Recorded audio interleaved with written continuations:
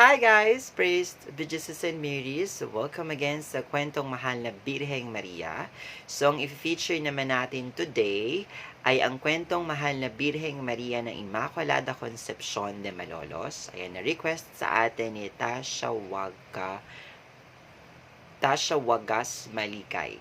Tama ba? Tasha Wagas Malikay. So, yon, ang hirap basahin ng username mo. Pero yon, ito yung request mo.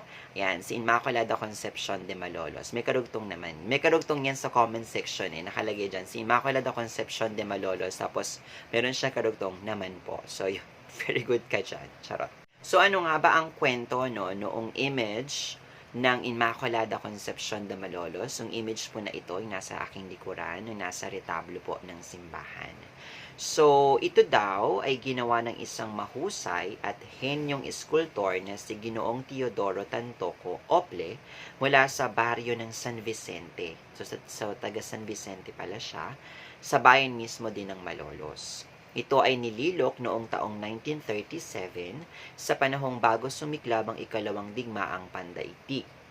Sa loob halos ng 4 na buwan, ginawa ang nasabing imahen o ang imahen na ipinagkaloob naman sa parokya ng Immaculada Concepcion ng pilantropong si Dr. Luis Santos, kasama ang kanyang may bahay.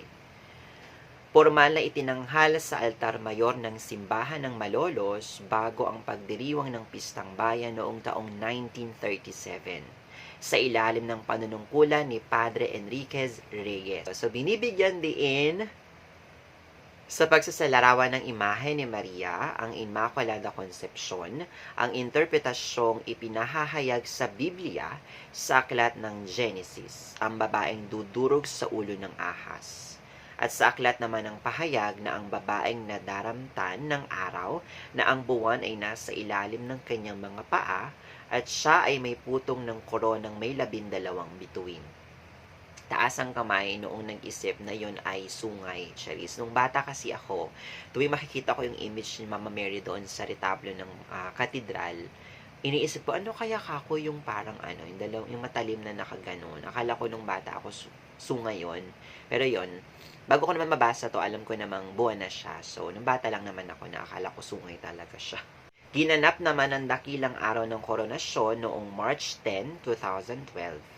Kaalinsabay ng maringal na pangkalahatang pagdiriwang ng ginintoang jubileo ng Diocese ng Malolos. So that's the story po, no, sa ang istorya sa likod ng image ng Immaculate Conception, imahe ng Immaculada Concepcion de Malolos, na para sa akin ay the most beautiful image of Immaculate Conception. As in, talagang love na love ko din yung image na yan. As in, and favorite ko din yung church niya, ang cathedral. Kaya, iba din kasi yung impact sa akin ng simbahan na yon kasi marami sa aking mga panalangin, marami sa aking mga pinagdaanan, yung imahe na yan ng mahal na Birheng Maria ang nakarinig at nakaalam. So, that's why super love ko ang Katedral ng Malolos. So yun guys, thank you for watching. If meron kayong request,